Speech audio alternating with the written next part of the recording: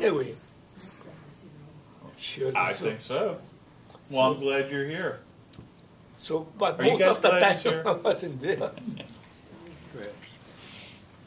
All right. Well, Greg, shall we get started? We're good to go. All right. Well, we're here this morning. It is March the 30th, 2012. I'm Dr. Mike Smith, and I'm here with some of the veterans from the 522nd that were in Germany in 1945. And we'll start over here with Harold, who was there in 1945. And you actually got to visit some of the concentration camps, you were saying? Dachau after the war. Well, and this is after the war, what did Dachau look like when you got there? Nobody was over there already. It was empty. Did it look, could you tell what had happened there? Well, yeah, we visited that crematorium over there. It looked eerie. Nobody was over there. And we went in a cellar, and then it was dark, and when we walked, we couldn't step regular steps, and that thing we found out was all urns. On the ground, all the urns. On the ground, so we were stepping the urns to go, but it wasn't steady. Now, and George, you were there as well? I was there just before they got out of Dachau. Well, actually, when we approached Dachau, the gate, we saw one dead horse about a quarter mile away, right? We passed that, and then when we went there, had about 3 or 4 coming out of the gate. Somebody opened the gate. I guess the Germans took off. Somebody opened the gate and had maybe about 5 or 6 people there hanging around, don't know what the hell to do, what to do. And so we had a box of Portuguese sardine with scales on it. We picked it out from the German warehouse. That's why we pick up a bag of rice, a case of cognac, and 1 big cheese. But we had the Portuguese sardine there, and we couldn't eat it, so we gave it to the people there. About 3 or 4. And the captain said, "Hey, dump the whole case," So we dumped the whole case, and then they all around the cans, and they were trying to take out whatever they had. So and more people were coming out slowly.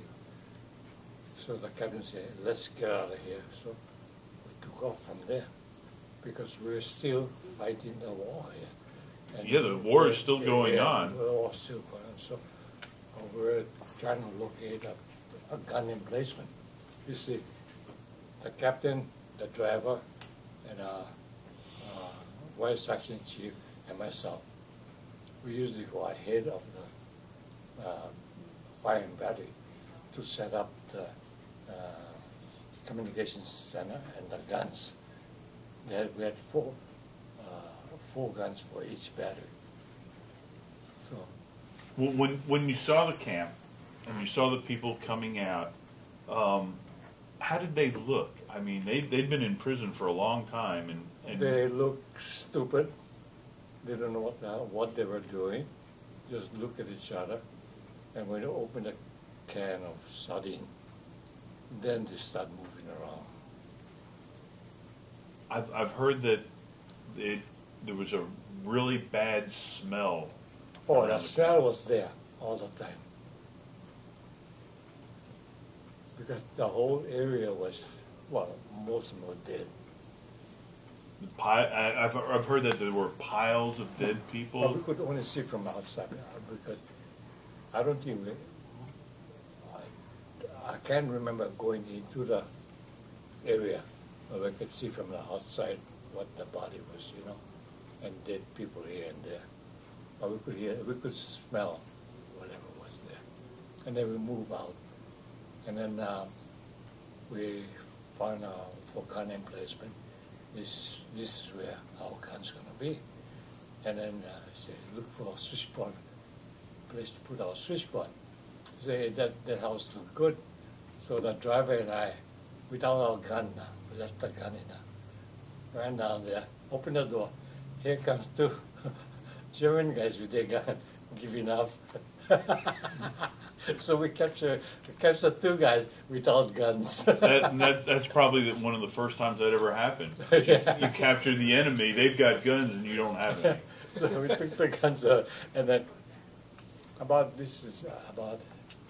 1 hour afterwards, came back the same way, and by that time, all the prisoners were walking on the streets, and these two German GIs put them in our jeep, They said, please don't drop us off where the Jewish people are. They were scared. Yeah. So we passed them. We saw the horse that was intact, half gone. They were just messing around with a dead horse. They must have been hungry. And then we passed them, and that was the end of that portion for us, for me. And we didn't open the gate for them. The gate was open, and then, of course, they had maybe 4 or 5 different gates. Maybe the other people went to a different gate. Right. But we went to the gate that we passed. So. Okay. We're doing good on time? Well, I'll tell you what, we'll stop right now, and then we'll start up again in